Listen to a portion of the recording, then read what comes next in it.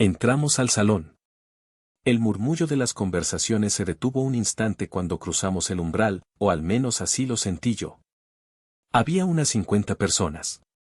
Tíos, primos, socios del club, gente de la iglesia. Todos con copas de cristal en la mano, todos con sonrisas blancas, todos oliendo a perfume caro. Y en el centro de ese universo, brillando como un sol artificial, estaba Mónica. Mi hermana menor. 33 años. Consejera escolar en uno de los colegios privados más prestigiosos y caros de la ciudad. Candidata a subdirectora. La hija dorada.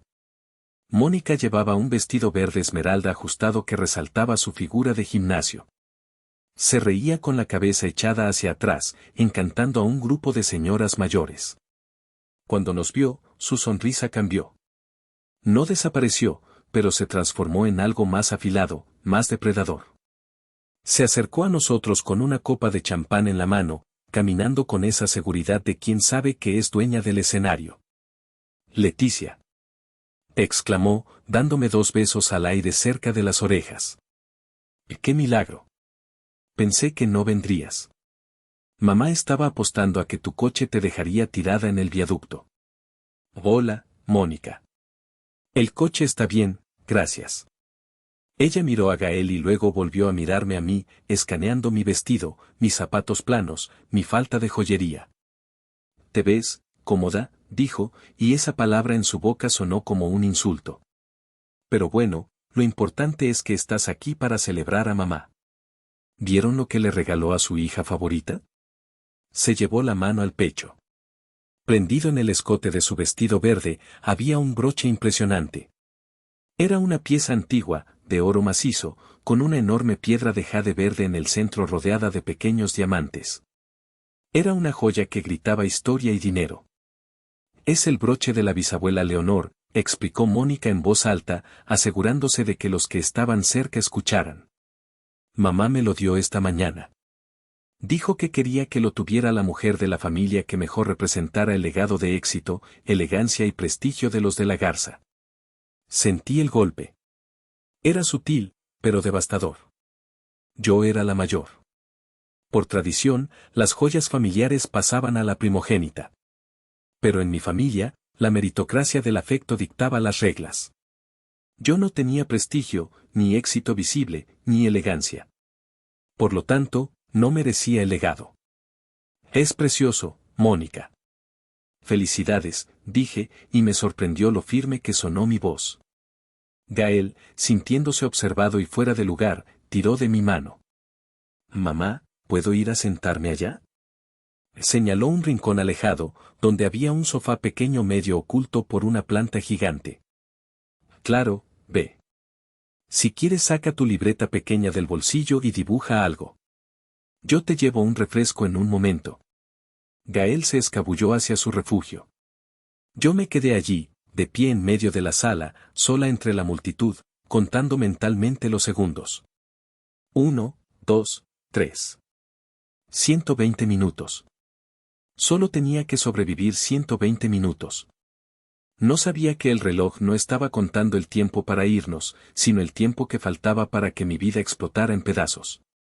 La primera hora transcurrió con una lentitud agonizante. Me dediqué a perfeccionar el arte de ser invisible. Me movía por los bordes del salón, con un vaso de agua mineral en la mano, asintiendo cortésmente a parientes lejanos que me preguntaban ¿y tú qué estás haciendo ahora? Con un tono que dejaba claro que no esperaban nada impresionante. Yo respondía con vaguedades, contabilidad, auditorías, mucho trabajo, gracias a Dios. No les decía que acababa de descubrir un fraude millonario en una cadena de farmacias la semana pasada. No les decía que mi tarifa por hora era más alta que la de muchos de los abogados presentes. ¿Para qué? No me creerían, o peor, pensarían que estaba inventando cosas para darme importancia. Mi atención, sin embargo, nunca se apartaba completamente de 2 puntos, el rincón donde Gael estaba dibujando tranquilamente en su pequeña libreta de bolsillo, y mi hermana Mónica. Mónica estaba actuando raro. Era algo sutil, algo que solo un ojo entrenado en detectar comportamientos anómalos notaría. A pesar de ser el alma de la fiesta, Mónica miraba constantemente hacia el recibidor. Se tocaba el broche en el pecho repetidamente, un gesto nervioso, casi compulsivo. Y revisaba su reloj cada 5 minutos. Alrededor de las 5:30 de la tarde, la dinámica cambió.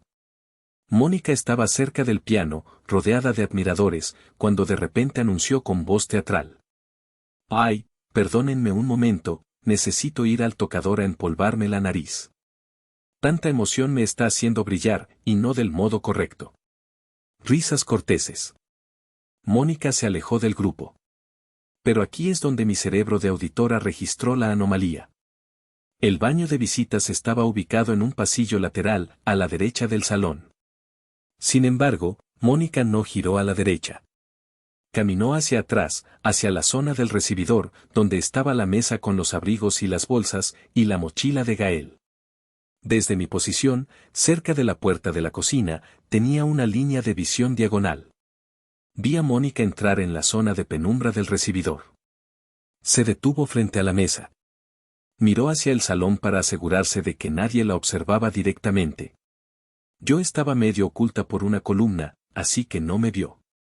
Lo que vi a continuación sucedió en cuestión de segundos, pero en mi mente se grabó cuadro por cuadro. Mónica se llevó la mano al pecho. Desenganchó el broche de oro y jade. Se agachó. Desapareció de mi vista detrás de la mesa durante 3, 4, 5 segundos. Se levantó. Ya no tenía el broche en el pecho ni en la mano. Se alisó el vestido, se miró en el espejo del recibidor, sonrió a su reflejo y luego caminó, ahora sí, hacia el pasillo del baño.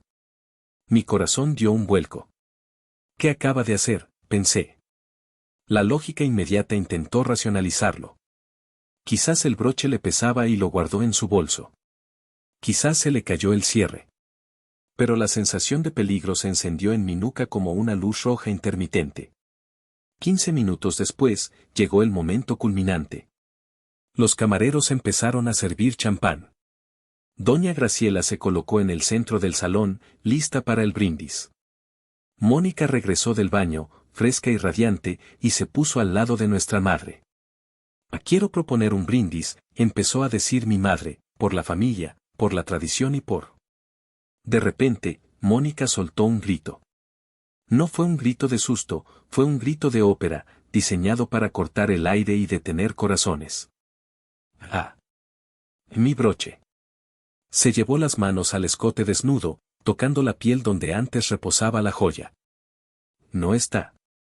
Mamá, el broche de la bisabuela no está. El silencio cayó sobre el salón como una manta pesada. La música de fondo pareció detenerse. ¿Cómo que no está?, preguntó Graciela, su voz bajando a un tono peligroso. «Lo tenías puesto hace un momento». «Sí, lo tenía». «Ay, Dios mío». Mónica empezó a hiperventilar, una actuación digna de un premio. «Fui al baño hace un rato, sentí que el cierre estaba un poco flojo y me lo quité un segundo en el recibidor para guardarlo en mi bolso de mano, pensé que estaría más seguro ahí, pero dejé mi bolso abierto sobre la mesa. Alguien debió sacarlo. Nadie sale de aquí», ordenó Graciela. Su rostro se transformó. La anfitriona amable desapareció y surgió la matriarca despiadada. «Esa joya es patrimonio de la familia. Vale una fortuna. Quiero que aparezca ahora mismo». Los invitados empezaron a mirarse unos a otros, incómodos. Los camareros se congelaron. «Busquen en el suelo, debajo de los muebles», ordenó Mónica, con lágrimas en los ojos. «Por favor, es el regalo de mamá». Yo me quedé quieta. Sabía lo que venía. Lo sentía en mis huesos. Miré a Mónica y vi sus ojos barrer la habitación, pasando por alto a los primos, a los tíos, a los meseros, hasta detenerse con precisión láser en el rincón donde Gael estaba sentado, ajeno al drama, dibujando en su libreta. «Mamá», dijo Mónica con voz temblorosa, «no quiero acusar a nadie, pero, cuando fui al recibidor a dejar el broche en mi bolsa, vi a alguien merodeando por ahí». «¿A quién?», exigió Graciela. Mónica levantó un dedo con una manicura perfecta y señaló. «A Gael». El mundo se detuvo. Todos los ojos de la sala giraron hacia mi hijo. Gael levantó la vista, asustado por la atención repentina. ¿Yo? Preguntó con voz pequeña. Gael ha estado yendo y viniendo cerca del recibidor toda la tarde, continuó Mónica, ganando confianza. Y sabemos que, bueno, a veces los niños se sienten atraídos por cosas brillantes. Y con las carencias que tienen. Cállate. Grité, saliendo de mi estupor y corriendo para ponerme delante de mi hijo. No te atrevas a insinuar eso. Gael no ha tocado nada. Graciela caminó hacia nosotros. El sonido de sus tacones sobre el mármol resonó como disparos. Leticia, hazte a un lado. Si el niño no tiene nada, no habrá problema en revisar. Es un niño de 10 años, mamá. Le espeté. Es tu nieto. Es un sospechoso en este momento, dijo mi madre con frialdad. Traigan su mochila. Uno de mis primos, obedeciendo a la matriarca, fue al recibidor y trajo la mochila azul de Gael. La puso sobre la mesa de centro de cristal. Ábrela, ordenó Graciela. No tienes derecho, empecé a decir, pero Mónica me interrumpió. Si no la abres tú, la abro yo. Y si te niegas, llamamos a la policía ahora mismo. Miré a Gael. Estaba temblando. Que la abran, mamá, dijo él, llorando. Yo no tengo nada. Solo mis colores. Asentí, derrotada por el momento. Mónica se abalanzó sobre la mochila. Abrió el cierre principal y vació el contenido sobre la mesa. Cayeron los cuadernos, la cartuchera de Spiderman, una botella de agua, un suéter. Nada más. Respiré aliviada. ¿Lo ven? Dije, sintiendo que la sangre volvía a mi cara. No hay nada. Ahora quiero una disculpa. Espera, dijo Mónica. Su voz tenía un tono triunfal que me heló la sangre. Esta mochila es marca Toto. Yo le regalé una igual a mi ahijado el año pasado. Tienen un compartimento secreto en la base, un doble fondo para guardar dinero. Mónica tomó la mochila vacía. Sus dedos buscaron en la costura inferior. Encontró un cierre minúsculo, casi invisible, oculto bajo un pliegue de tela. Veamos qué guarda tu hijo aquí, dijo. Abrió el cierre. Metió la mano. Hubo un segundo de silencio absoluto en la sala. 50 personas conteniendo la respiración. Mónica sacó la mano. Sostenía un pañuelo de tela blanca, anudado. Lentamente, con la teatralidad de un mago, deshizo el nudo. Y ahí estaba. El oro brilló. El jade verde resplandeció bajo la luz. El broche de la bisabuela. Gael soltó un alarido. No. Yo no fui. Yo no puse eso ahí. Gritaba, retrocediendo hasta chocar contra la pared. Mamá, te lo juro. El salón estalló en murmullos. ¡Qué barbaridad, lo que es no tener educación, de tal palo tal astilla! Yo miré el broche. Miré a Mónica. Y recordé lo que había visto 15 minutos antes. Ella agachándose. Ella manipulando algo. Fuiste tú. Grité, señalándola con el dedo, temblando de rabia. Te vi. Te vi agacharte en el recibidor. Tú lo plantaste. Mónica abrió los ojos con una expresión de shock ofendido perfectamente ensayada. ¿Qué bajo has caído, Leticia? ¿Culpar a tu propia hermana para encubrir el crimen de tu hijo? Esto es inaudito. Mamá, esto es robo calificado. Y difamación. Graciela miraba el broche en la mano de Mónica y luego a Gael, que lloraba desconsolado abrazado a mis piernas. En los ojos de mi madre busqué un rastro de duda, de compasión, de amor de abuela. No encontré nada. Solo hielo. Llama a la policía, dijo Graciela. En esta casa no se toleran ladrones. No me importa de quién sea hijo. El tiempo se distorsiona cuando estás en medio de un trauma. Los 15 minutos que tardó en llegar la policía se sintieron como 15 años y, al mismo tiempo, como 15 segundos. Yo estaba arrodillada en el suelo, abrazando a Gael, tratando de crear una barrera física entre él y el odio que emanaba de mi familia. Él lloraba contra mi pecho, mojando mi vestido con sus lágrimas y mocos, repitiendo una y otra vez, «Me quiero ir, mamá, me quiero ir». A nuestro alrededor, el círculo se había cerrado. Mis tíos y primos nos miraban con una mezcla de lástima y repugnancia. Nadie se acercó. Nadie dijo, tal vez fue un error. Nadie defendió al niño de 10 años. La palabra de doña Graciela era ley, y la sentencia ya había sido dictada. Mónica estaba al teléfono, hablando con el operador del 911. Escuchaba su voz, clara y venenosa. Sí, quiero reportar un robo en proceso en Lomas de Chapultepec. Sí, tenemos al perpetrador retenido. Es un menor, pero es agresivo. Tememos por nuestra seguridad. Por favor, manden una unidad rápido. ¿Agresivo? Gael estaba temblando como una hoja, incapaz de respirar bien por el llanto. Las sirenas se escucharon a lo lejos, acercándose, aullando como lobos hambrientos. Cuando vi las luces rojas y azules rebotando en las paredes del salón a través de los ventanales, sentí el verdadero terror. No el miedo a las arañas o a la oscuridad. El terror primitivo de una madre que sabe que no puede proteger a su cría. 2 oficiales de policía entraron por la puerta principal. Eran grandes, con chalecos antibalas y armas en la cintura. Entraron con actitud de combate, esperando encontrar una situación violenta.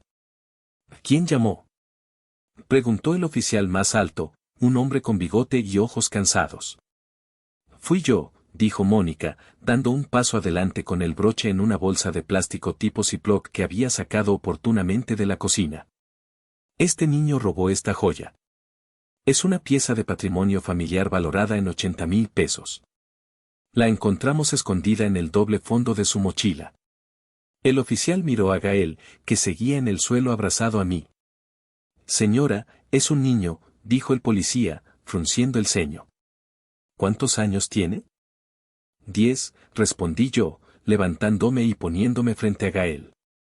Y no robó nada. Es un malentendido. Mi hermana está. El niño es peligroso, interrumpió Mónica, elevando la voz. Vimos que traía algo más en la mochila, parecía un arma punzocortante, tal vez un cúter o una navaja. Se puso violento cuando lo descubrimos. Por eso pedimos ayuda. Eso es una mentira podrida. Grité. No tiene armas. La mención de un arma cambió todo. Los policías se tensaron. El protocolo se activó. Señora, hágase a un lado, ordenó el oficial, poniendo la mano en su funda. Necesitamos asegurar al sospechoso. No me voy a quitar. Dije. Es mi hijo. El segundo oficial me agarró por el brazo y me jaló con fuerza bruta, apartándome. Tropecé y caí sobre un sillón. Gael, levántate, ordenó el policía. Gael, aterrorizado por los gritos y los uniformes, intentó retroceder, gateando hacia atrás. Se está resistiendo, gritó Mónica. El policía agarró a Gael por el brazo delgado y lo levantó de un tirón, como si fuera un muñeco de trapo. Gael gritó de dolor y miedo. Mamá. Mamá, ayúdame. Vi, como en cámara lenta, como el oficial sacaba las esposas metálicas de su cinturón. No. Supliqué, tratando de levantarme, pero uno de mis primos me bloqueó el paso. Por favor, no lo esposen. Tiene 10 años. No es un criminal. Procedimiento estándar ante reporte de arma y resistencia, dijo el oficial secamente. Giraron a Gael contra la pared. Tomaron sus pequeñas manos y las forzaron detrás de su espalda. Las esposas eran demasiado grandes, pero las apretaron hasta que hicieron clic. El sonido del metal cerrándose sobre las muñecas de mi hijo fue el sonido más horrible que he escuchado en mi vida. Gael lloraba histéricamente, un llanto roto, agudo, animal. Llévenselo a la patrulla, dijo Mónica. Voy a ir a la delegación a presentar los cargos formales. Quiero que esto quede en su expediente. No quiero que vuelva a acercarse a esta casa. Los policías empezaron a empujar a Gael hacia la salida. Él tropezaba, con la cabeza gacha, humillado, roto. Al pasar junto a la puerta, donde estaba doña Graciela observando todo como una estatua de sal, me detuve un segundo. La miré a los ojos. Buscaba humanidad. Mamá, dije, con la voz quebrada. Por favor. Detén esto. Es tu sangre. Graciela miró a Gael, que pasaba frente a ella esposado, y luego me miró a mí. Se ajustó su collar de perlas con un gesto de suprema elegancia y dijo las palabras que me perseguirían para siempre. Ese pequeño delincuente es una vergüenza. Un mancha en mi apellido. Llévenselo. Que aprenda en una celda fría lo que su madre inútil no le enseñó en casa. Sáquenlo de mi vista. Salí corriendo detrás de los policías. El aire de la noche estaba frío. Vi cómo metían a Gael en la parte trasera de la patrulla, en esa jaula de plástico duro donde meten a los asesinos y a los borrachos. Él pegó su cara al vidrio, buscándome.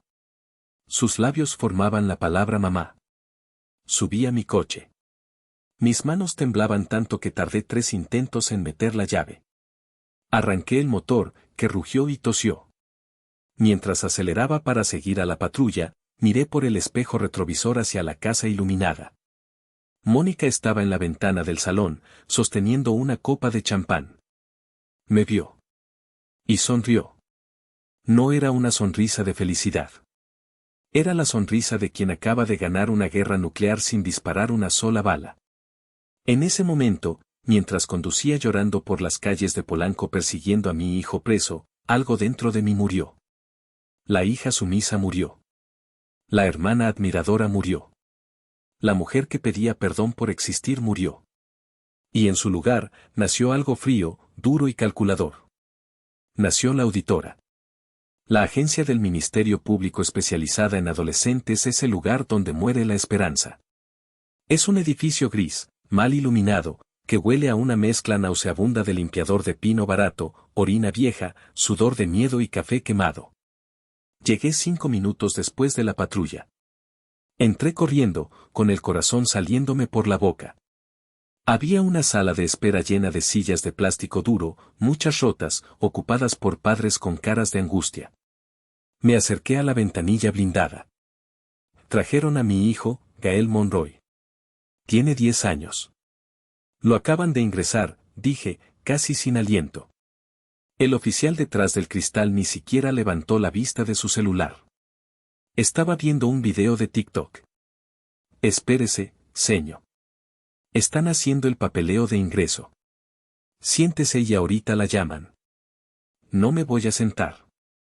Golpeé el cristal. Es un niño pequeño. Está asustado. Quiero verlo. Si sigue gritando la voy a sacar por alterar el orden, dijo el oficial, finalmente mirándome con ojos aburridos. Siéntese. Me senté. Las siguientes 4 horas fueron una tortura china. Cada minuto era una hora. Escuchaba llantos provenientes del interior de las oficinas. Cada vez que escuchaba un sollozo de niño, mi corazón se detenía pensando que era Gael. A eso de las 11 de la noche, una puerta lateral se abrió. No salió un policía. Salió una mujer. Llevaba un traje sastre gris que le quedaba un poco grande y una carpeta bajo el brazo. Caminaba con esa mezcla de cansancio y arrogancia que tienen los burócratas que saben que tienen tu vida en sus manos.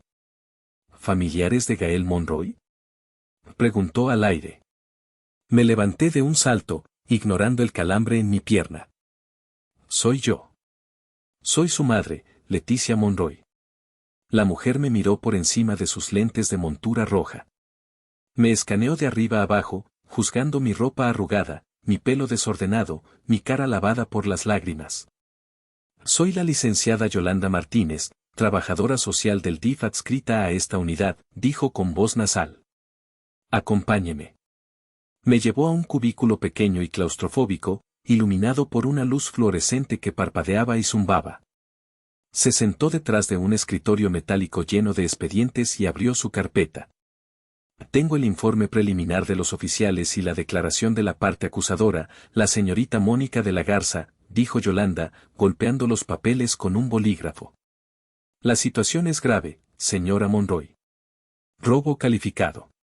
Resistencia al arresto. Posesión de posible arma blanca. No tenía ningún arma. Interrumpí. Eran lápices. Y el robo es un montaje. Mi hermana lo plantó. Yolanda suspiró, como si estuviera escuchando una excusa que había oído 1000 veces. Mire, señora. Aquí dice que la tía del menor declara que el niño tiene antecedentes de cleptomanía y conducta agresiva. También menciona que usted, la madre, revisó sus notas, inestabilidad financiera severa y un resentimiento patológico hacia la familia materna. Lo cual podría haberla motivado a instruir al niño para cometer el robo. Sentí que el suelo se abría. Mónica no solo había acusado a Gael. Había construido una narrativa completa para destruirme a mí también. Eso es mentira, dije, tratando de controlar el temblor de mi voz. Soy una profesional. Soy contadora y auditora. Pago mis cuentas. Mi hijo es un estudiante de excelencia. Esto es una venganza familiar. Yolanda me miró con escepticismo. Curioso. En el sistema me aparece que su situación laboral es independiente y regular. Y su coche, bueno, los oficiales comentaron que no parece el vehículo de alguien estable. Señora Monroy, voy a ser clara. Por ser el primer incidente y por la edad del niño, el Ministerio Público ha determinado no ejercer acción penal esta noche. No lo vamos a mandar al tutelar. Respiré. Gracias a Dios. Pero, Yolanda levantó un dedo, y su tono se volvió amenazante, esto no se acaba aquí. Se va a abrir una carpeta de investigación en la Procuraduría de Protección de Niñas, Niños y Adolescentes. Gael queda bajo su custodia, pero con medidas cautelares. Estarán bajo vigilancia. Voy a ordenar visitas sorpresa a su domicilio, evaluaciones psicológicas y socioeconómicas. Si encuentro una sola prueba, de que ese niño vive en un entorno tóxico o que usted no es apta para cuidarlo, voy a solicitar la pérdida inmediata de la patria potestad y lo ingresaremos al sistema de albergues. ¿Me entendió? Asentí, tragándome la bilis. Entendido. Puede llevárselo. Firme aquí. Cuando me entregaron a Gael, casi me caigo al suelo del dolor. Salió por una puerta de metal, caminando despacio. Estaba pálido, casi transparente. Tenía los ojos hinchados, pero ya no lloraba. Estaba en silencio absoluto. En estado de shock. Me agaché y lo abracé. Su cuerpo estaba rígido. Vámonos a casa, mi amor. Ya acabó. Mamá está aquí. Mientras salíamos, sosteniendo a mi hijo que parecía un fantasma, miré hacia atrás. Vi a Yolanda en su cubículo. Había sacado su celular. Eran casi las 12 de la noche. ¿Quién trabaja a esa hora? Vi que estaba escribiendo un mensaje y sonreía. Una sonrisa pequeña, cómplice, satisfecha. Mi cerebro de auditora tomó una fotografía mental de ese instante. Esa no era la sonrisa de una trabajadora social cansada. Esa era la sonrisa de alguien que acaba de informar misión cumplida a su jefe. Yolanda no era imparcial. Yolanda era parte del plan. El viaje de regreso a casa fue silencioso. Gael se quedó dormido en el asiento trasero, exhausto por el trauma. Yo conducía mecánicamente, con la mente en blanco, solo queriendo llegar a nuestro refugio. Llegamos a mi departamento, un lugar pequeño pero acogedor en una colonia de clase media, a las 2 de la mañana. Acosté a Gael en su cama, sin quitarle la ropa porque no quería despertarlo. Me senté a su lado, acariciando su pelo, vigilando su sueño como un perro guardián. No dormí esa noche. Me quedé sentada en la oscuridad, repasando cada detalle de la fiesta, buscando el error, buscando la salida. A las 7 de la mañana, Gael despertó. O más bien, se movió. Sentí un olor acre. Levanté la sábana. Se había orinado en la cama. Mi hijo, que había dejado los pañales a los 2 años, se había orinado del miedo. Él me miró, avergonzado, con los ojos llenos de lágrimas. Perdón, mamá. No sentí. No pasa nada, mi vida. No pasa nada, dije, abrazándolo fuerte para que no viera que yo también estaba llorando. Es solo un accidente. A cualquiera le pasa. Vamos a darte un baño caliente y yo lavo esto. Mientras metía las sábanas en la lavadora, mi celular, que había dejado en la cocina, empezó a vibrar como si estuviera poseído. Zumbaba y zumbaba contra la mesa. Lo tomé. Tenía 50 notificaciones de WhatsApp. 20 notificaciones de Facebook. El primer mensaje era de Doña Rosa, la vecina chismosa del 4B. Leti, qué pena me da escribirte esto, pero ¿ya viste lo que subieron al grupo de vecinos vigilantes? No sabía que tenías esos problemas con tu hijo. Deberías tener más cuidado. Sentí un frío en el estómago. Abrí el enlace que me mandó. Me llevó a Facebook. Era un video. Alguien había conseguido las grabaciones de seguridad de la casa del vecino de mi madre, el coronel Álvarez. El ángulo era perfecto, se veía la entrada de la casa de Graciela a través de los ventanales. Se veía a los policías sacando a Gael esposado. Se me veía a mí gritando y siendo empujada. Se veía a Mónica llorando falsamente en la puerta. El título del video, escrito en letras mayúsculas amarillistas, decía, niño ratero de 10 años arrestado en mansión de Polanco. Madre cómplice hace escándalo para evitar detención. El video tenía ya 15.000 reproducciones. Se había hecho viral en los grupos locales durante la noche. Leí los comentarios. Eran un vertedero de odio. ¡Qué vergüenza! Así empiezan y luego terminan asaltando en el micro. Esa madre debería estar en la cárcel por usar al niño para robar. Pobre abuela, se ve que es gente bien y la hija le salió una delincuente. Ojalá el DIF les quite al niño antes de que sea un sicario. Alguien había filtrado ese video.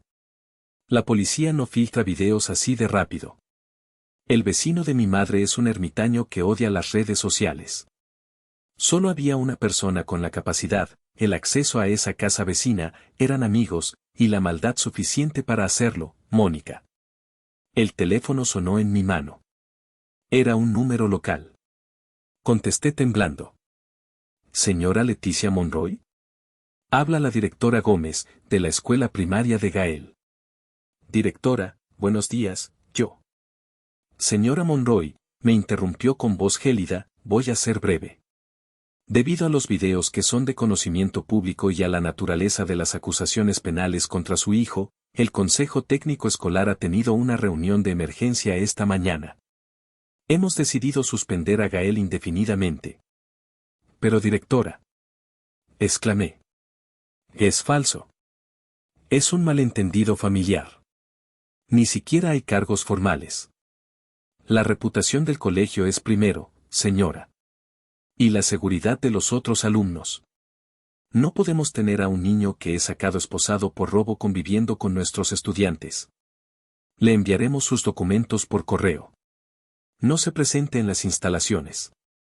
Buenos días. Colgaron. Me quedé allí, en la cocina, con el zumbido de la lavadora de fondo y el teléfono mudo en la mano. Habían aislado a mi hijo. Lo habían marcado con una letra escarlata. En menos de 12 horas, le habían quitado su inocencia, su dignidad y su escuela. Esa tarde, tuve que salir al supermercado. No quería, pero la nevera estaba vacía y Gael necesitaba comer. Caminé por los pasillos del súper con la cabeza baja, sintiendo que todos me miraban, que todos habían visto el video. Probablemente era paranoia, pero se sentía real. En el pasillo de los cereales, me encontré de frente con Claudia, la mamá de Lucas, el mejor amigo de Gael. Nuestros hijos jugaban juntos cada viernes. Habíamos tomado café juntas. Claudia. Dije, sintiendo un alivio momentáneo al ver una cara amiga. Claudia me vio. Su expresión cambió instantáneamente de reconocimiento a pánico. Agarró el brazo de Lucas con fuerza. Lucas, vámonos. Dijo. Pero mamá, es la mamá de Gael, dijo el niño. Te dije que vámonos. Claudia giró su carrito con violencia, casi tirando una pirámide de latas de atún, y se alejó casi corriendo en la dirección opuesta. No nos juntamos con esa gente, Lucas. Son delincuentes. Me dejaron sola en el pasillo, rodeada de cajas de sucaritas, temblando de frío y vergüenza. Regresé a casa, cerré la puerta con doble cerrojo y me derrumbé en el sofá. Mi teléfono vibró de nuevo. Un mensaje de texto. De Mónica. Lo abrí. Hermanita, vi el video en Facebook. Qué horror que se haya hecho viral, la gente es muy chismosa. Lo siento mucho. Mira, hablé con mamá. Estamos dispuestas a ayudarte. Lo hicimos por el bien de Gael, necesitaba un susto fuerte para enderezar el camino. Pero si renuncias voluntariamente a la custodia y nos lo entregas para que lo metamos a un internado militar que mamá ya pagó, podemos retirar la denuncia y usar nuestras influencias para bajar los videos. Piénsalo. No tienes dinero para abogados, no tienes escuela, y ahora todo el mundo te odia. Haz lo correcto por una vez en tu vida y déjanos salvar al niño. Leí el mensaje 3 veces. No era una oferta de paz. Era una extorsión. Era un secuestro. Querían a mi hijo. Querían destruirme para probar que tenían razón, que yo era una inútil y ellas las salvadoras. Me levanté y fui al baño. Me miré en el espejo. Vi las ojeras moradas bajo mis ojos. Vi el pelo sucio. Vi la ropa barata. Vi a la mujer que ellas veían, la víctima perfecta, la fracasada. Pero luego, me acerqué más al espejo. Miré dentro de mis propias pupilas. Y ahí, en el fondo, vi algo más. Vi a la mujer que se había graduado con honores mientras trabajaba doble turno. Vi a la mujer que había descubierto un desfalco de $3 millones en una farmacéutica multinacional el año pasado usando solo metadatos de correos electrónicos. Vi a la auditora. Ellas pensaban que estaban peleando contra Leticia, la hermana pobre. No sabían que acababan de declarar la guerra a la mejor investigadora de fraudes de la ciudad. Caminé hacia la habitación de Gael.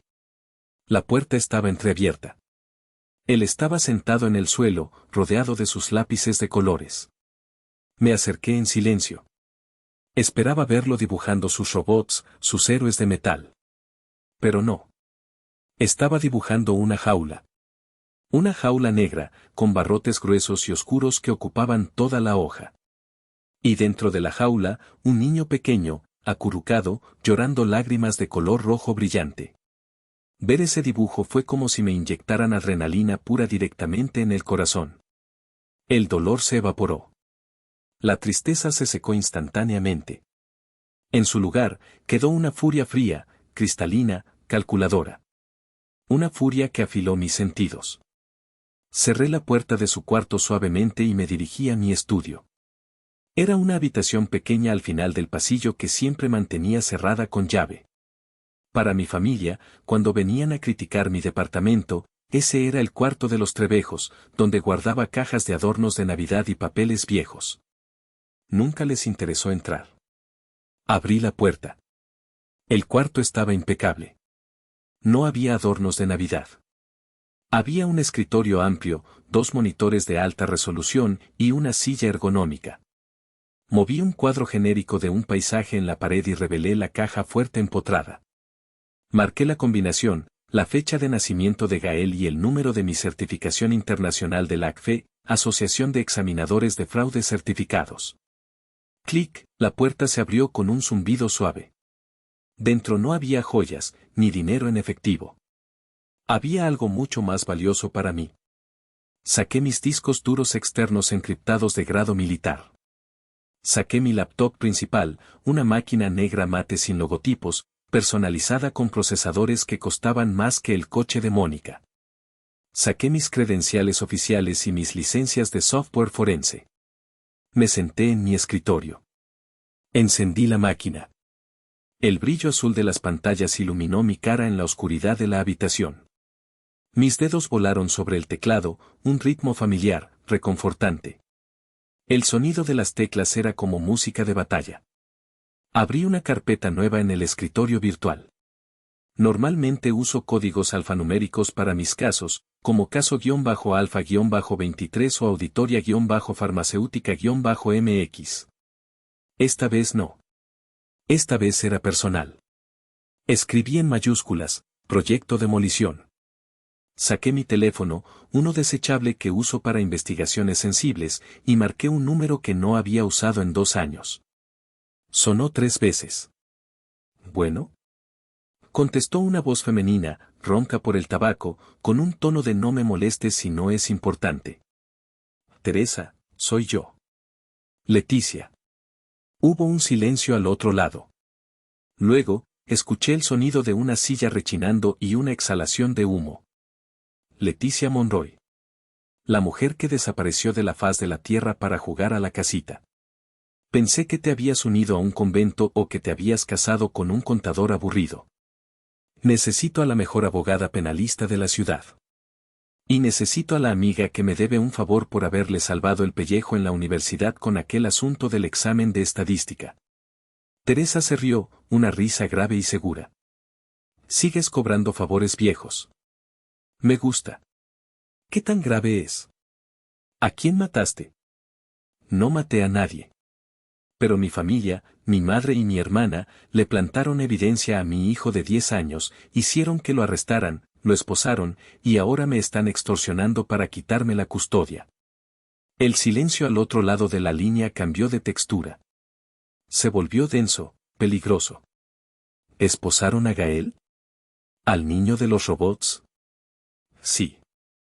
Escuché el chasquido de un encendedor. ¡Qué perras! Voy para allá. Mándame tu ubicación. Prepara café. Del fuerte. Y saca el tequila si tienes. Vamos a necesitarlo. Colgué el teléfono. Miré la pantalla de mi computadora, el cursor parpadeando rítmicamente. Ellas tenían el dinero. Tenían el estatus social. Tenían las mentiras. Tenían a la gente de su lado. Pero yo tenía los datos. Y en mi mundo, los datos son Dios. Los datos no mienten. Los datos no tienen favoritos. Los datos destruyen imperios. Empecé a teclear. Iba a hacer una auditoría forense total de sus vidas. Iba a encontrar cada secreto, cada peso robado, cada mentira oculta. Y cuando terminara, no quedaría piedra sobre piedra de la casa de la garza. Hola a todos. Si están sintiendo la rabia y la determinación de Leticia en este momento, por favor denle un gran like a este video. Suscríbanse al canal si quieren ver cómo cae la gente malvada y activen la campanita. Y déjenme un comentario abajo diciéndome, ¿desde qué ciudad nos están escuchando hoy? Quiero ver hasta dónde llega nuestra comunidad de justicia. Cada comentario ayuda mucho a que este video llegue a más personas. Gracias y sigamos con la historia. Teresa llegó a mi departamento en 40 minutos, rompiendo severamente varios límites de velocidad. Entró como un huracán, vestida con una chaqueta de cuero negra, jeans ajustados y tacones de aguja rojos que resonaban en el piso de madera. Lucía más como una estrella de rock que como una abogada, pero yo sabía que en los tribunales era una tiburón sedienta de sangre. Puso una botella de tequila Don Julio de 1970 en la mesa de la cocina. Primero trabajamos, luego bebemos para olvidar que compartimos ADN con la raza humana, dijo Teresa, sentándose frente a mí y abriendo su propia laptop. Le conté todo. Cada detalle minucioso. El broche, el desvío extraño de Mónica hacia el recibidor, la actitud hostil de la policía, la sonrisa cómplice de Yolanda en el MP, el video filtrado. Teresa escuchaba con los ojos cerrados, procesando la información, asintiendo de vez en cuando. Bien, dijo al abrir los ojos, con esa mirada afilada que aterrorizaba a los fiscales. Legalmente, estamos en un terreno pantanoso si nos basamos solo en testimonios. Es la palabra de una consejera escolar respetada y una dama de sociedad contra la tuya. La policía encontró la joya en posesión de tu hijo. Eso es flagrancia, o casi. Necesitamos destruir la evidencia física. Las huellas dactilares, dije yo, adelantándome a su pensamiento. Exacto. Piensa como auditora, Leti. La transferencia de local. Todo contacto deja un rastro. Si Mónica dice la verdad, el broche debería tener sus huellas, al quitárselo, y las de Gael, al robarlo. Si Gael lo robó con prisa y miedo, sus huellas deberían estar desordenadas, manchadas por el sudor del estrés. Pero, interrumpí, si Mónica lo plantó. Si Mónica lo plantó, tuvo que manipularlo con cuidado para esconderlo en ese compartimento secreto tan específico. Probablemente limpió el broche antes para no dejar sus propias huellas, o hay huellas de Mónica en lugares donde no deberían estar, concluí. Como en el interior del forro del compartimento secreto de la mochila. ¿Por qué tendría Mónica sus huellas dentro del bolsillo oculto de la mochila de su sobrino si nunca la había tocado antes del descubrimiento? Teresa sonrió, una sonrisa depredadora. Esa es mi chica. Voy a solicitar una pericial dactiloscópica independiente al juez de control.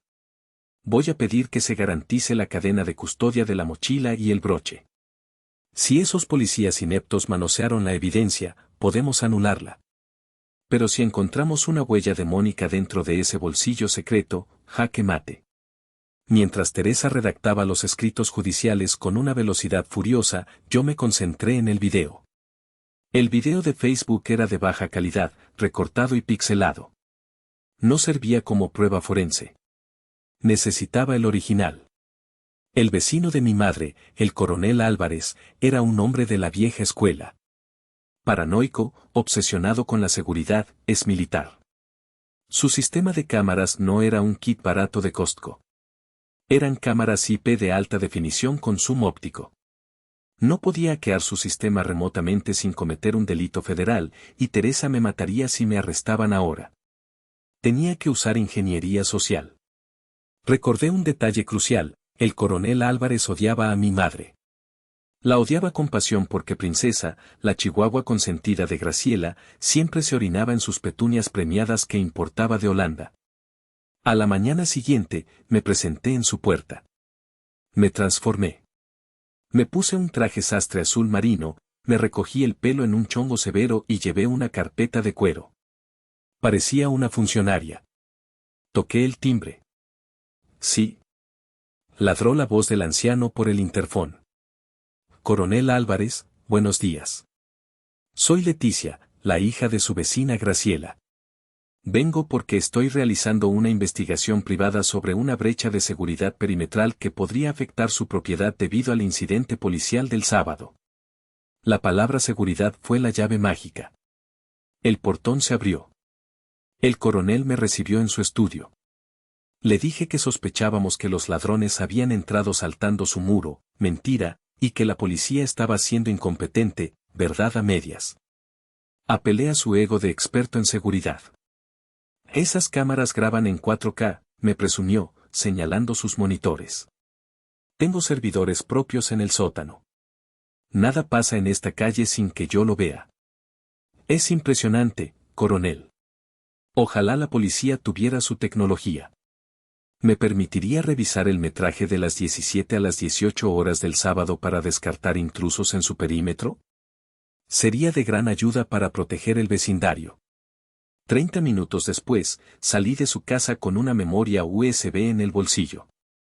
Regresé a casa corriendo. Cargué el video en mi software de análisis forense de imagen, el mismo que uso para analizar documentos escaneados en busca de falsificaciones. Encuadré el ventanal del salón de mi madre. Hice zoom. La imagen era nítida. Gracias, coronel. Ahí estaba. Hora, 17:42. Se ve a Mónica levantarse del sofá. Camina hacia el fondo del salón. Se desvía hacia el recibidor. Se para frente a la mesa. Se ve su espalda. Pero el ángulo de la cámara del coronel, que estaba en alto, permitía ver por encima de su hombro. Se ve su mano derecha ir a su escote. Un destello dorado en su mano. El broche. Se agacha. Está agachada 4 segundos exactos. Se levanta. Ya no hay destello en su mano. Se alisa el vestido, se mira en el espejo, mira a la izquierda, mira a la derecha. Y se va hacia el baño. Lo tenía. La prueba irrefutable del montaje. Llamé a Teresa. Tengo el video. Se ve a Mónica plantando la joya. Es claro como el agua. Eso es oro puro, Leti. Gritó Teresa. Pero espera. No lo uses todavía. Si lo presentamos ahora, su abogado dirá que el video es circunstancial, que ella solo estaba recogiendo algo que se le cayó. Necesitamos el motivo. ¿Por qué ahora? ¿Por qué Gael? Necesitamos cerrar el círculo para que no tengan escapatoria. Con el video asegurado en 3 servidores diferentes, me sumergí en la vida digital de mi hermana. Mónica siempre se había burlado de mí por ser paranoica con mis contraseñas de 20 caracteres. Ella, en su arrogancia, usaba la misma contraseña para todo, Mónica 1990. Patético. Y extremadamente útil para mí. Entré en su correo personal. Al principio, solo vi la banalidad del mal, compras excesivas en Zara, citas de spa, reservas de restaurantes caros, chismes con amigas. Pero mi ojo de auditora buscaba patrones. Buscaba anomalías. Entré en su correo institucional antiguo, el de la escuela anterior donde trabajó hace 2 años, que todavía tenía vinculado a su cuenta de recuperación de Gmail.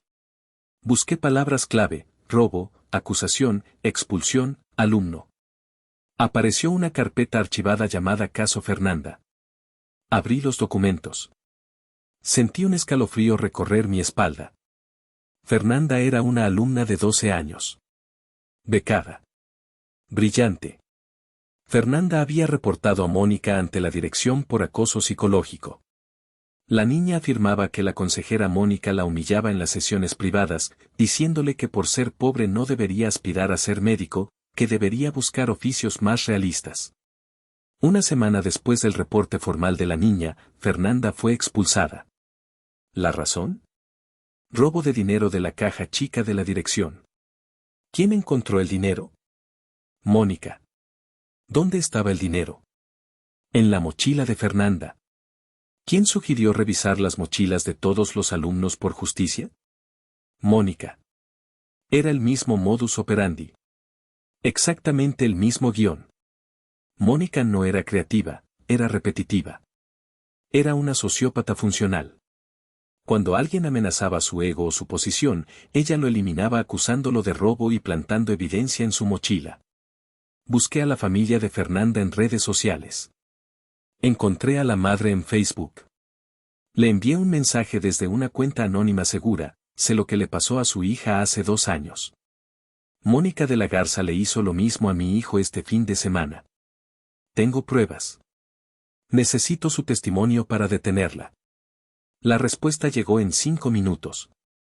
Un número de teléfono. Llamé. La mujer lloraba al otro lado de la línea. Me contó que Fernanda había intentado suicidarse después de la expulsión, devastada por la vergüenza. Que nadie les creyó porque eran la familia becada contra la consejera de apellido prestigioso. Cuenten conmigo, dijo la madre. Quiero verla caer. Tenía el patrón. Pero necesitaba saber el detonante actual. ¿Por qué Mónica atacaba a Gael ahora? ¿Gael no era una amenaza para ella, o sí? Volví a sus correos recientes. Busqué en la bandeja de entrada del consejo escolar actual. Encontré una cadena de correos con el asunto: candidatura subdirección, urgente. Había un correo de un miembro influyente del consejo, el licenciado Treviño, fechado 3 días antes de la fiesta. Estimada Mónica.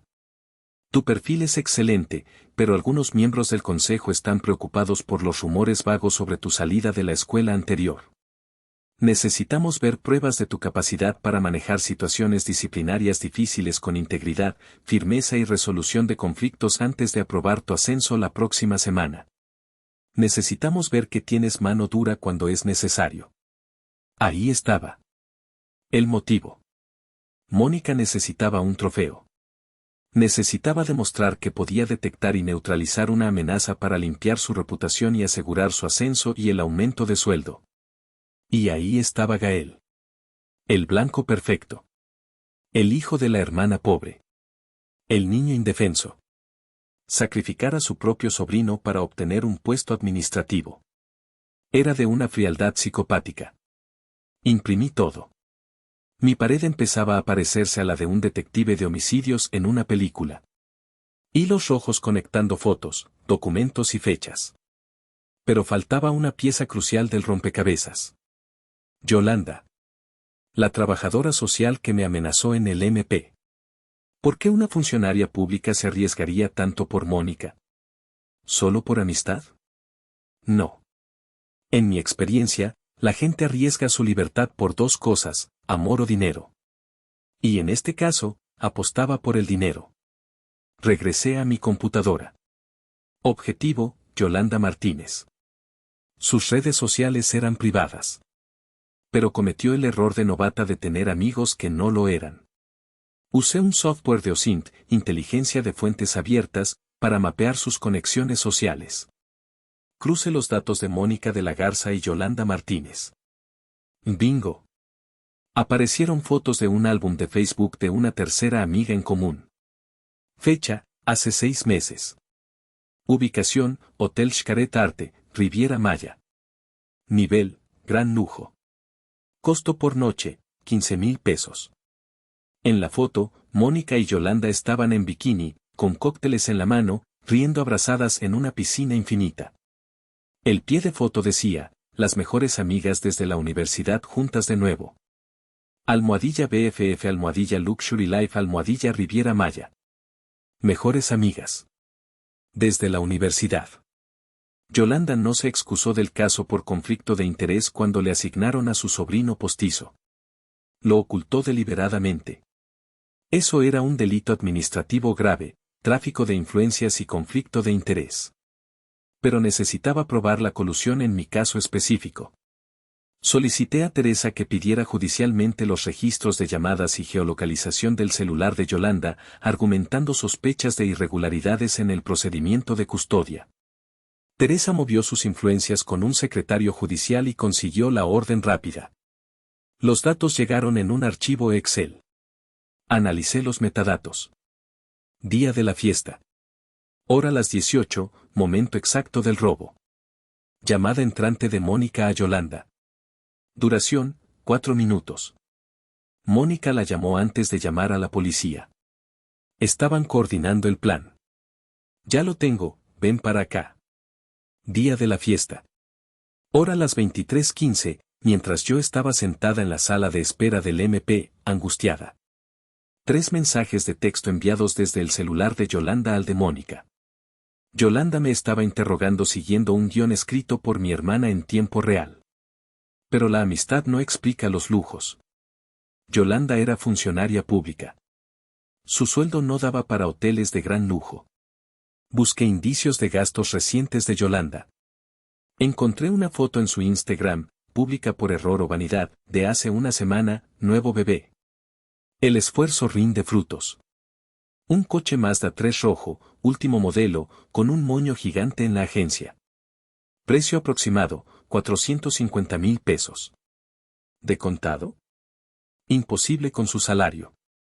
¿De dónde salió el dinero? Mónica vivía al día, gastando todo en ropa para mantener las apariencias. Su tarjeta de crédito estaba al límite, lo vi en sus correos. Entonces, ¿quién pagó? Doña Graciela. No tenía acceso a las cuentas bancarias personales de mi madre. Pero tenía algo mejor. Graciela era tesorera de la Asociación de Propietarios de su exclusivo condominio en Polanco. Y también era tesorera del Fondo de Obras de Caridad de la Iglesia de Santa Teresita. Le encantaba el poder que le daba manejar el dinero ajeno. Como propietaria anterior de un departamento en ese edificio, que mi padre me dejó y que vendí para pagar las terapias de lenguaje de Gael hace años, por un error del sistema. Todavía tenía mis claves de acceso al portal de transparencia de vecinos. Nadie las había revocado.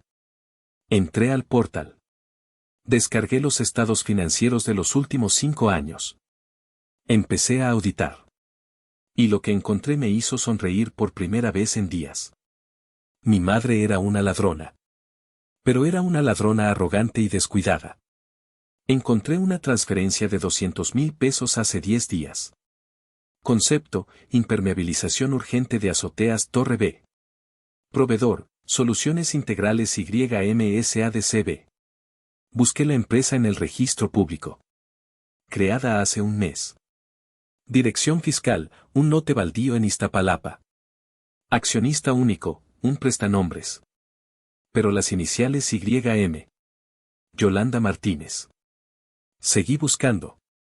El patrón era obvio. Enero de 2023, transferencia de 150,000 pesos a consultoría educativa avanzada. Coincide con las vacaciones de lujo de Mónica.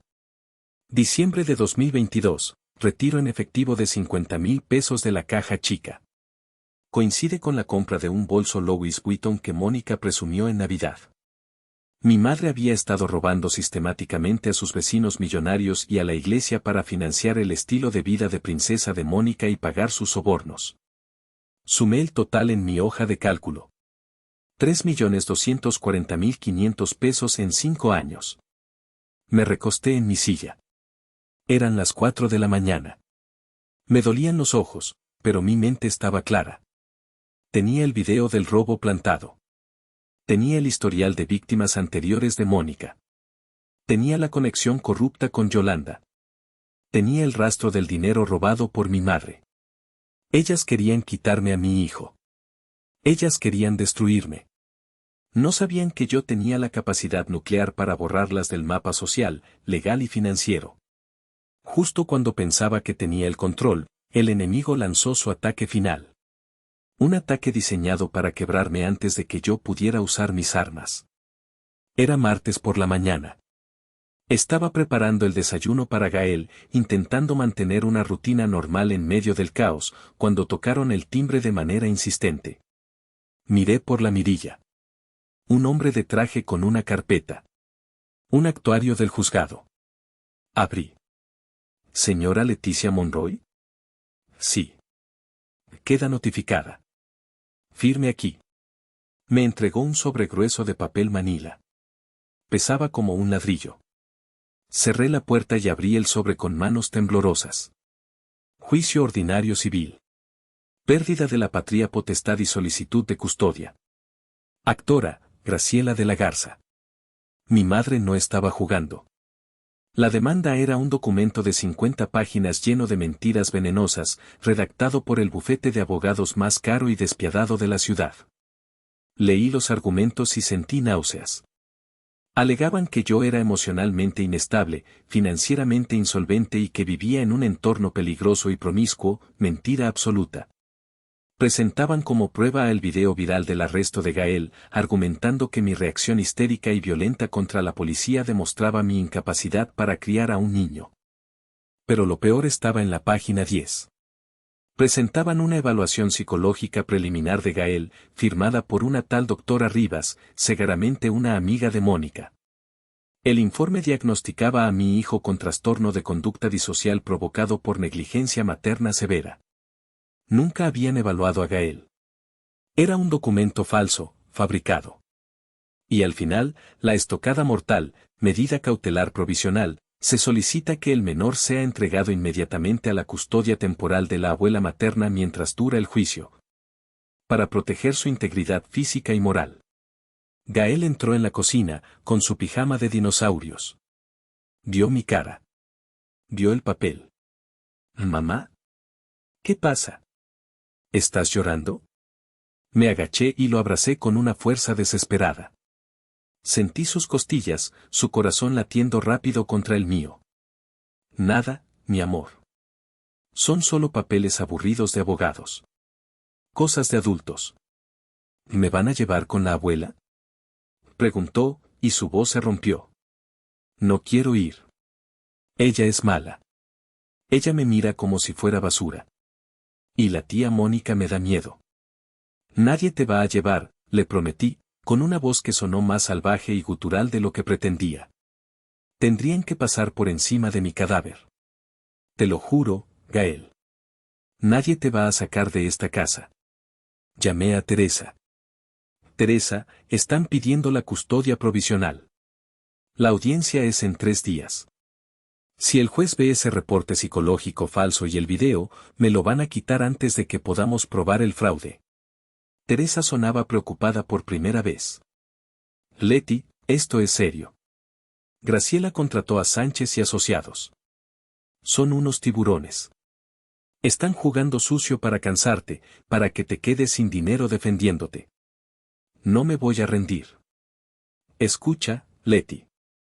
Tenemos las pruebas del fraude financiero y el robo, pero si las presentamos en el juicio familiar, el juez podría decir que son irrelevantes para la custodia del niño. Podría decir, la abuela es una ladrona, pero la madre es inestable. Necesitamos vincular todo. Necesitamos que confiesen la conspiración contra Gael. Necesitamos que admitan que todo fue un montaje planeado para dañarte. ¿Cómo hacemos eso? Ellas no van a confesar en el tribunal. No en el tribunal. Ellas creen que ganaron. Creen que estás desesperada y sola. Úsalo. Pídeles una reunión. Suplícales. Diles que te rindes. Diles que les vas a dar al niño si retiran los cargos penales. Haz que se sientan seguras y victoriosas. La gente arrogante comete errores estúpidos cuando se siente segura. Colgué. Miré mi pared de evidencias. Tenía todo para meterlas a la cárcel por fraude. Pero para salvar a Gael inmediatamente, necesitaba una confesión de boca de Mónica. Necesitaba que admitiera que plantó la joya. Tenía que convertirme en actriz. Pasé los siguientes 2 días preparando mi propia trampa. Una trampa psicológica. Primero, aseguré la información. Subí todos los archivos del fraude, los videos, los correos y las fotos a un servidor seguro en la nube. Configuré un botón de hombre muerto, si yo no ingresaba un código cada 24 horas, toda la información se enviaría automáticamente a la Fiscalía de Delitos Financieros, al obispo de la diócesis, a la Junta de Vecinos de Polanco y a todos los periódicos importantes de la ciudad. Era mi seguro de vida. Luego, me transformé. Dejé de lavarme el pelo para que se viera grasoso y descuidado. Me puse mi ropa más vieja, un suéter gris lleno de bolitas y unos jeans desgastados. No usé maquillaje, dejando que mis ojeras naturales, producto de no dormir, contaran una historia de derrota absoluta. Me miré en el espejo y ensayé mi cara de madre destrozada. Tenía que ser perfecto. Mónica y Graciela eran depredadoras expertas, olerían cualquier rastro de confianza o fuerza. Fui a una tienda de equipos de espionaje en el centro de la ciudad. Me gasté mis últimos ahorros en 2 dispositivos. Una grabadora digital de alta fidelidad, del tamaño de una tarjeta de crédito, que pegué con cinta adhesiva en la parte baja de mi espalda. Y un botón cámara. Un pequeño dispositivo que sustituía un botón de mi camisa y grababa video en alta definición. Lo probé 3 veces. Funcionaba perfecto. Escribí el mensaje a Mónica. Me costó 5 borradores encontrar el tono adecuado de patetismo y sumisión. Mónica, ganaron. No puedo más. No tengo dinero para abogados. No puedo soportar la idea de que Gael vaya al DIF o a un internado. Por favor, hablemos. Estoy dispuesta a firmar la custodia voluntaria si me prometen que él estará bien. Solo quiero verlo de vez en cuando. Por favor, mamá y tú, reúnanse conmigo. Sin abogados. Solo familia. Necesito cerrar esto. La respuesta llegó en 10 minutos. Podía sentir su satisfacción a través de la pantalla. Sabía que entrarías en razón, aunque te tardaste. Mañana a las 10 de la mañana en la cafetería, La Esperanza, de Polanco. No llegues tarde y no hagas escenas. Y ve sola. Esa noche dormí abrazada a Gael. Él no sabía lo que iba a hacer. Solo sabía que su mamá estaba trabajando en un plan secreto. Eres la mejor mamá del mundo, me dijo antes de dormir, dándome un beso en la mejilla. Eres como los robots defensores. Y yo voy a ser la peor pesadilla de ellas, mi amor, pensé, acariciando su cabeza. Voy a quemar su reino hasta los cimientos. La cafetería La Esperanza estaba llena de gente rica desayunando huevos benedictinos y mimosas. El olor a pan recién horneado y café caro llenaba el aire. Ellas habían elegido una mesa en la esquina más alejada, un reservado con cortinas de terciopelo. Lejos de oídos curiosos, pero con suficiente visibilidad para lucirse. Graciela y Mónica estaban sentadas allí, impecables como siempre. Graciela llevaba un traje Chanel rosa pálido y perlas. Mónica llevaba gafas de sol oscuras de diseñador, aunque estábamos adentro, y revisaba su teléfono con aburrimiento. Llegué arrastrando los pies, con la cabeza gacha, abrazando mi bolso viejo contra el pecho. Me senté frente a ellas. No pedí café. El mesero se acercó, pero Graciela lo despachó con un gesto de la mano. Hola, mamá. Hola, Mónica. Graciela me miró con una mueca de asco genuino. Te ves terrible, Leticia. Hueles a humedad. Espero que no tengas al niño en esas condiciones de abandono. Es vergonzoso que alguien con mi apellido se vea así. Lo siento, susurré, bajando la cabeza para ocultar el brillo de determinación fría en mis ojos. No he dormido. Estoy destruida. No tengo dinero, no tengo trabajo, me han quitado todo. Mónica se quitó las gafas y las puso sobre la mesa. Sus ojos brillaban con triunfo. Bueno, al menos eres sensata y admites tu derrota. Trajimos los papeles. Es una sesión voluntaria de la custodia a favor de la abuela. Tú tendrás derechos de visita supervisada una vez al mes, por 2 horas. Y a cambio, nosotras retiramos la denuncia penal por el robo. Gael quedará con el expediente limpio. Es un trato generoso, considerando que criaste a un ladronzuelo. Tomé los papeles. Mis manos temblaban, un toque actoral que ensayé frente al espejo. Hice como que leía, pero mi mente estaba enfocada en el ángulo de la cámara en mi botón. Siempre he odiado los sábados por la tarde. Para la mayoría de la gente, representan el descanso, la familia, la carne asada o el cine. Para mí, Leticia Monroy, los sábados suelen ser un recordatorio punzante de todo lo que no soy, de todo lo que no tengo y de todo lo que mi familia espera que sea y nunca seré. Pero este sábado en particular tenía un sabor diferente, un sabor metálico en la boca que yo atribuía a la ansiedad, pero que en realidad era el presagio de una catástrofe. Conducía mi viejo Nissan Versa gris del año 2015 por el periférico de la Ciudad de México. El coche tenía un golpe en la puerta trasera derecha que nunca había arreglado porque, sinceramente, siempre había algo más urgente, la colegiatura de Gael, el seguro médico, la despensa. El motor hacía un ruido sordo, un carraspeo asmático cada vez que intentaba acelerar para cambiar de carril. Lo que provocaba que los conductores de las camionetas de lujo me lanzaran miradas de desprecio o me tocaran el claxon con esa agresividad típica de la capital. Mamá, ¿falta mucho?, preguntó Gael desde el asiento trasero. Miré por el espejo retrovisor. Gael tenía 10 años, pero sus ojos grandes y oscuros parecían cargar con el peso de un alma mucho más vieja. Estaba sentado muy derecho, con el cinturón de seguridad cruzándole el pecho flaco, abrazando su mochila azul desgastada como si fuera un chaleco salvavidas en medio de un naufragio. Esa mochila era su mundo. Dentro llevaba sus cuadernos de dibujo, sus lápices de grafito de diferentes durezas y, por supuesto, sus piezas de Lego. Gael no era un niño de fútbol y gritos, era un niño de silencios, de observar cómo funcionaban las cosas, de construir robots que salvaran el mundo porque el mundo real le parecía demasiado ruidoso y hostil. Ya casi llegamos, mi amor, le dije, forzando una sonrisa que sentí tirante en mi cara. Estamos entrando a Polanco. Solo recuerda lo que hablamos, saludamos, comemos un poco de pastel, le damos el regalo a la abuela y nos vamos. 2 horas. 120 minutos. Tú puedes aguantar eso, ¿verdad? Eres mi valiente. No quiero ir, murmuró, bajando la vista hacia las correas de su mochila.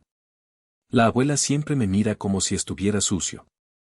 Y la tía Mónica me hace preguntas trampas sobre la escuela. Sentí una punzada en el estómago. Él lo notaba.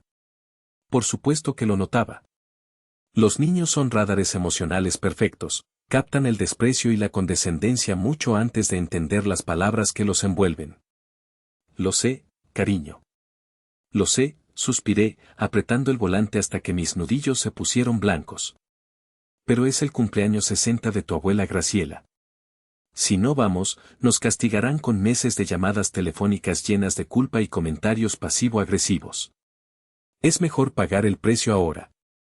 Es una transacción, Gael. Piénsalo así. Invertimos 2 horas de aburrimiento para comprar 6 meses de paz. Llegamos a la calle Masaryk y dimos vuelta hacia la zona residencial más exclusiva. El paisaje cambió. Los edificios de oficinas dieron paso a mansiones amuralladas, árboles perfectamente podados y banquetas limpias donde paseaban perros que comían mejor que yo. La casa de mi madre, doña Graciela de la Garza, se alzaba imponente al final de la calle. Era una fortaleza de estilo neocolonial, con muros de piedra volcánica y un portón de madera maciza que parecía la entrada a un ministerio. Había coches estacionados en batería frente a la casa. Un desfile de opulencia, Mercedes-Benz, BMW, Audi, Land Rover. Y ahí, en medio de esa exhibición de poder adquisitivo, tuve que estacionar mi coche ruidoso y abollado. La comparación visual era tan dolorosa que casi resultaba cómica. Era la metáfora perfecta de mi vida en esa familia, la pieza que no encaja, el error de cálculo, la mancha en el mantel de lino. Antes de bajar, me tomé un segundo para respirar. 1, 2, 3, 4. Retener. 1, 2, 3, 4. Exhalar. Es una técnica que aprendí para controlar mis ataques de pánico. Porque lo que nadie en esa casa sabía, lo que nadie se molestaba en averiguar, es que mi cerebro no funciona como el de ellos. Yo veo patrones. Veo detalles. Soy auditora forense certificada. Me gano la vida encontrando el centavo que falta en balances de miles de millones. Mi trabajo es ver la mentira escondida en los números. Pero en mi familia, para mi madre y mi hermana, solo soy Leticia, la madre soltera, la que estudió contabilidad en una universidad pública, la que se conformó, la fracasada. Vamos, equipo, dije, abriendo la puerta. El calor de la tarde nos golpeó. Alicé mi vestido azul marino, una prenda sencilla que compré en oferta en una tienda departamental, tratando de que pareciera digno. Tomé la mano de Gael, que estaba húmeda de sudor frío. Caminamos hacia el portón. No tuvimos que tocar. La puerta se abrió y ahí estaba ella. Doña Graciela. Mi madre. A sus 60 años, Graciela era una mujer que desafiaba al tiempo a base de cirugías sutiles, tratamientos de botox y una disciplina férrea. Llevaba un vestido de seda color champán que costaba más que mi coche y un collar de perlas que brillaba con la luz del sol. Su cabello estaba peinado en un estilo arquitectónico, inamovible. Llegaron, dijo. No fue un saludo, fue una constatación, dicha con el mismo tono que uno usaría para notar que ha empezado a llover en un día de campo. Hola, mamá. Feliz cumpleaños, me acerqué para darle un beso, pero ella me ofreció la mejilla de manera rígida, evitando cualquier contacto real.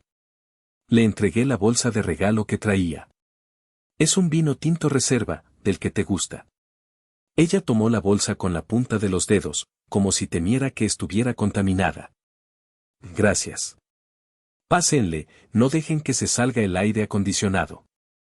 ¿Y tú? Bajó la mirada hacia Gael. Sus ojos, delineados perfectamente, se entrecerraron. Hola, niño. Hola, abuela, dijo Gael, con la voz apenas audible. Espero que te hayas lavado las manos. Acabo de retapizar los sofás de la sala principal con tela importada. Si veo una sola mancha de grasa, de dulce o de tierra, tú y tu madre van a desear no haber nacido. ¿Entendido? Sí, abuela. Y esa mochila, señaló el objeto azul con desdén. Es horrible. No combina con nada en mi casa. Déjala en el recibidor, en la mesa de entrada, junto a los abrigos. No quiero que andes arrastrando esa cosa por mi salón estorbando a los invitados. Gael me miró con pánico. Odiaba separarse de su mochila. Está bien, mi amor, le susurré, agachándome a su altura. Déjala ahí en la mesita. Nadie la va a tocar. Es una casa segura. Solo estaremos un rato. Gael obedeció a regañadientes, colocando la mochila sobre la mesa de madera tallada del recibidor, un área un poco apartada del salón principal, en penumbra, donde se apilaban los bolsos de marca de las tías y los abrigos de los invitados. Lo voy a firmar, dije con voz quebrada. Pero, por favor. Necesito saberlo. Para poder vivir con esto. Para poder dormir alguna vez sin sentir que me vuelvo loca. ¿Saber qué? Preguntó Graciela impaciente, mirando su reloj Cartier. Tengo una sesión de masaje a las 12. ¿Por qué? Levanté la vista, con lágrimas falsas en los ojos. ¿Por qué Gael? ¿Por qué ahora? Yo sé que él no robó ese broche. Yo lo conozco. Yo sé que ustedes hicieron algo. Solo díganmelo.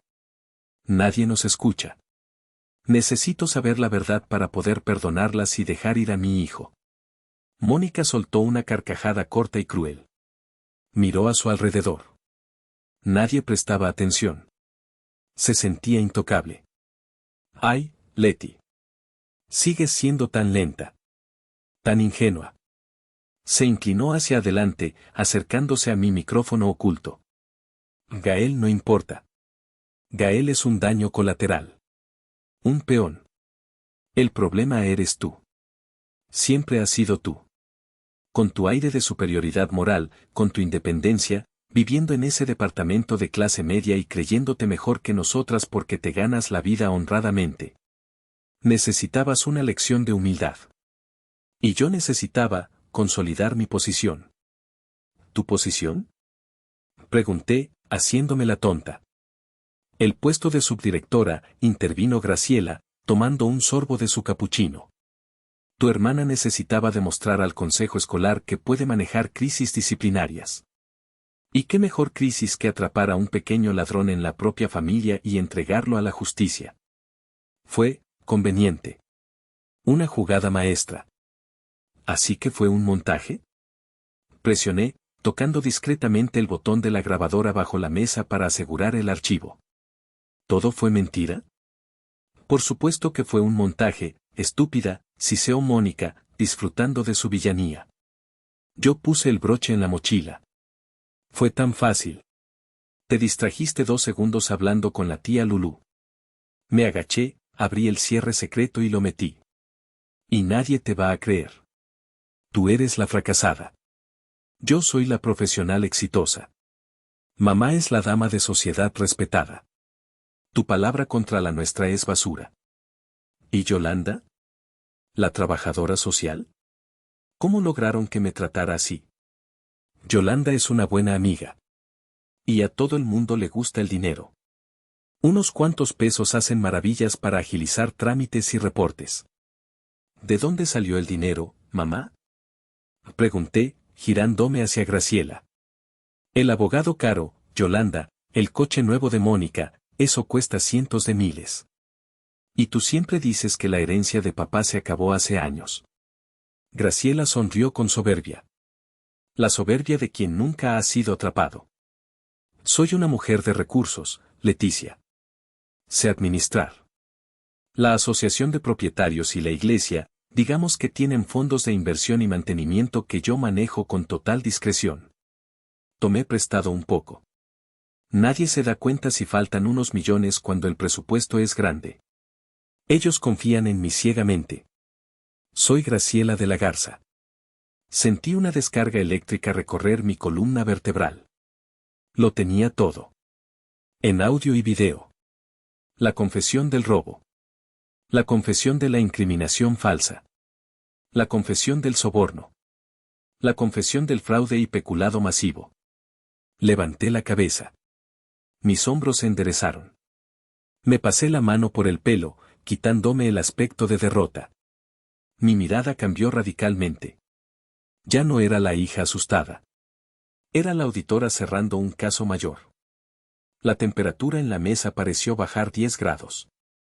Gracias, dije, con mi voz normal, firme, clara y autoritaria. ¿Gracias por qué? Preguntó Mónica, confundida por mi cambio repentino de actitud. ¿Vas a firmar o no? Sonreí. Una sonrisa que no llegaba a mis ojos. Gracias por confesar.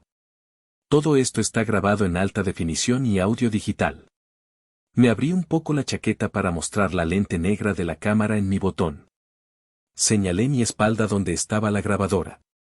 Las caras de mi madre y mi hermana se transformaron. Fue como ver una máscara de cera derretirse. El color desapareció de sus rostros. Mónica abrió la boca, pero no salió ningún sonido.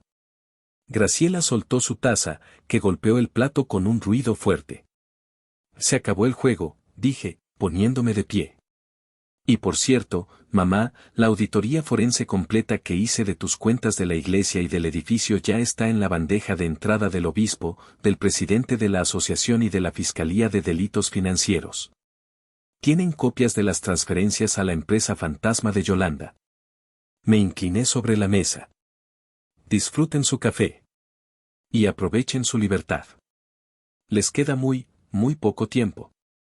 Salí de la cafetería caminando erguida, sintiendo el aire fresco en mi cara. Detrás de mí, escuché a Graciela gritar mi nombre, pero sonaba lejano, patético, como un fantasma que ya no puede asustarte porque has encendido la luz. El día de la audiencia en el juzgado familiar llegó 3 días después. Pero el ambiente en la sala era radicalmente diferente al que ellas esperaban. Ya no había arrogancia en la mesa de los demandantes. Graciela y Mónica estaban sentadas junto a su abogado de Sánchez y Asociados, luciendo como si no hubieran dormido en 72 horas. Graciela intentaba mantener su postura regia, pero sus manos temblaban visiblemente sobre la mesa. Mónica se mordía las uñas, mirando a todos lados con paranoia. El juez entró. Un hombre serio, de cabello gris. Tomen asiento. Estamos aquí para resolver la solicitud de custodia provisional del menor Gael Monroy. Teresa, mi abogada, se levantó inmediatamente. Su señoría, antes de proceder a discutir la custodia. Esta representación solicita la incorporación de pruebas supervenientes que demuestran la comisión de delitos graves por parte de las actoras contra el menor y contra la fe pública. El juez frunció el ceño. ¿A qué tipo de pruebas, licenciada? Audio, video y una auditoría forense certificada. Teresa conectó su laptop al sistema de la sala. El video del coronel Álvarez se proyectó en la pantalla gigante. Se vio a Mónica plantando la joya. Luego, el audio de la cafetería. La sala se llenó con la voz nítida de Mónica, yo puse el broche en la mochila, nadie te va a creer. Y la voz de Graciela, tomé prestado un poco, nadie se da cuenta si faltan unos millones. El silencio en la sala fue absoluto, denso. El abogado de ella se cubrió la cara con las manos, sabiendo que no había defensa posible ante una confesión tan flagrante. El juez miró a las dos mujeres con una expresión de repugnancia profunda. Se ajustó los lentes y habló con voz de trueno. En mis 20 años en el estrado, dijo el juez, rara vez he visto tal nivel de malicia calculada y crueldad contra un niño por parte de su propia sangre. Señora Graciela, señorita Mónica, lo que han hecho es monstruoso. Han intentado utilizar este tribunal como un arma para sus venganzas personales. Golpeó el mazo con fuerza. Se desestima la demanda de custodia con perjuicio. Se otorgan medidas de protección permanentes e irrevocables para Gael Monroy y su madre Leticia. Además, ordeno que se remita copia certificada de todo este expediente al Ministerio Público para la persecución inmediata de los delitos penales correspondientes. Mónica empezó a llorar. Graciela estaba catatónica. Pero la pesadilla para ellas apenas comenzaba. Al salir de la sala de audiencias, en el pasillo del tribunal, nos esperaban. No era la prensa. Eran agentes de la Fiscalía de Delitos Financieros. Y junto a ellos, el abogado de la arquidiócesis y el presidente de la Asociación de Vecinos de Polanco. Graciela de la Garza, dijo un agente, mostrándole una orden de aprehensión. Queda detenida por los delitos de fraude genérico, administración fraudulenta y abuso de confianza. Vi cómo le ponían las esposas a mi madre. Eran las mismas esposas frías y metálicas que le habían puesto a mi hijo. Ella me buscó con la mirada, desesperada, extendiendo las manos hacia mí. Leticia. Hija. Diles que es un error. Soy tu madre. Ayúdame. La miré. Recordé a Gael llorando en la patrulla. Recordé su frase, que aprenda en la celda. Me acerqué un paso y le dije suavemente, un ladrón no tiene familia, mamá. Espero que aprendas en la cárcel lo que no aprendiste en la iglesia. A Mónica la detuvieron dos agentes femeninas. Mónica de la Garza queda detenida por falsedad de declaraciones, simulación de pruebas y corrupción de menores. Mónica gritaba y pataleaba, soy subdirectora. No pueden hacerme esto. Fue idea de ella. Fue idea de mi madre. Ella me obligó. Se traicionaban entre ellas al final. Como las ratas que eran. Las semanas siguientes fueron una carnicería legal y social. La caída de la casa de la Garza fue absoluta. El consejo escolar despidió a Mónica inmediatamente. Su nombre fue boletinado a nivel nacional en la Secretaría de Educación. Jamás volvería a trabajar cerca de un niño.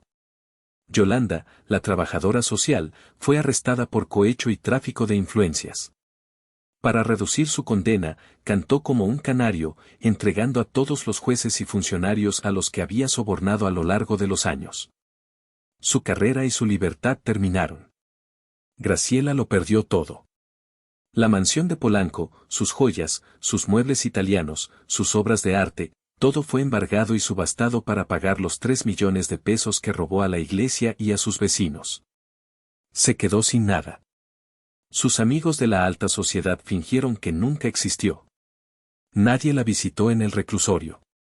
Yo presenté una demanda civil por daño moral y perjuicios contra las tres. Gané. Todo lo que sobró de la liquidación de bienes de Graciela y Mónica pasó a un fideicomiso intocable para la educación, salud y terapia de Gael. Pero no nos quedamos para ver el espectáculo. No queríamos ser parte del circo. Vendí mi coche viejo. Dejé mi departamento. Empacamos nuestras vidas en cajas. Gael y yo nos mudamos a Puerto Vallarta. Necesitábamos mar. Necesitábamos limpiar el alma con agua salada. Alquilamos una casa pequeña, blanca, con vista al Pacífico. Gael empezó en una escuela nueva, pequeña y humanista, donde valoraban su creatividad. Va a terapia con la doctora Miralles, una psicóloga maravillosa que le ha enseñado que él no tuvo la culpa de nada. Poco a poco, las pesadillas cesaron. Dejó de mojar la cama. Dejó de dibujar jaulas. Ahora dibuja ballenas, olas y robots submarinos que exploran el océano. Ha vuelto a sonreír. Y su sonrisa es el tesoro más grande que tengo. Ayer por la tarde recibí una carta. El sobre tenía el sello del reclusorio femenil de Santa Marta Acatitla. Era de mi madre. No la abrí de inmediato. La dejé sobre la mesa de la terraza y me serví una copa de vino. Miré el sobre blanco, inofensivo por fuera pero cargado de veneno por dentro. Finalmente, la curiosidad pudo más. La abrí. Leticia, aquí hace mucho frío. La comida es espantosa, puras porquerías. Nadie sabe quién soy, no respetan mi apellido. Mónica está en otro módulo y no quiere verme, me culpa de todo. Me siento muy sola y abandonada. Hija, sé que cometí errores. Nadie es perfecto. Pero soy una anciana. No merezco morir aquí entre criminales. Por favor, sé que ganaste mucho dinero con la demanda. ¿Podrías ayudarme con un abogado mejor? ¿O al menos enviarme dinero para la tienda del penal? Necesito jabón decente y cigarros. Y por favor, mándame una foto de Gael. Lo extraño mucho. Es mi único nieto y lo quiero. Tu madre que te ama y te perdona, Graciela. Leí la carta 2 veces. Cometí errores. No cometí delitos. No te hice daño. Errores. Te perdona. Ella me perdonaba a mí. Y todavía pidiendo dinero. Todavía tratando de manipular. Todavía siendo Graciela. Caminé hacia la orilla de la playa. El sol se estaba poniendo, pintando el cielo de naranja y violeta. Saqué mi encendedor. Acerqué la llama a la esquina del papel. Vi cómo el fuego consumía la letra elegante de mi madre. Vi cómo las palabras de manipulación se convertían en ceniza negra y humo. El viento del Pacífico sopló y se llevó las cenizas lejos, muy lejos, hacia el mar abierto. No sentí culpa. No sentí tristeza. Solo sentí una inmensa, profunda y maravillosa paz. Gael corría por la arena con Rojo, un perro callejero que habíamos adoptado. Se giró y me saludó con la mano, riendo. Mamá. Mira lo que encontré. Corrí hacia él.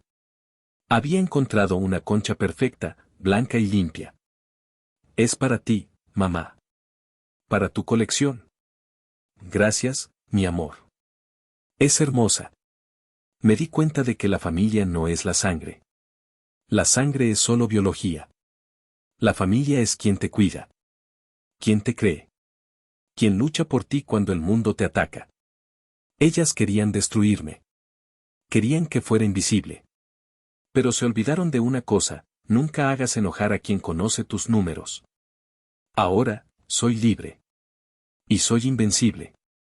El otro día, una amiga me dijo que fui muy dura al quemar la carta de mi madre sin responder. Que una madre es una madre, pase lo que pase, y que debería tener piedad de una anciana en la cárcel. Yo creo que el perdón se gana, no se hereda, y que la justicia a veces tiene que ser fría para ser real. ¿Qué opinan ustedes? ¿Fui demasiado cruel al dejarla sola en la cárcel, o ella está cosechando exactamente lo que sembró? ¿Ustedes habrían perdonado o habrían hecho lo mismo que yo? Déjenme su opinión sincera en los comentarios, los leo a todos. Y si esta historia de justicia les gustó, por favor denle like al video, suscríbanse al canal y compartan este video con alguien que necesite saber que se puede vencer a los gigantes. Nos vemos en la próxima historia.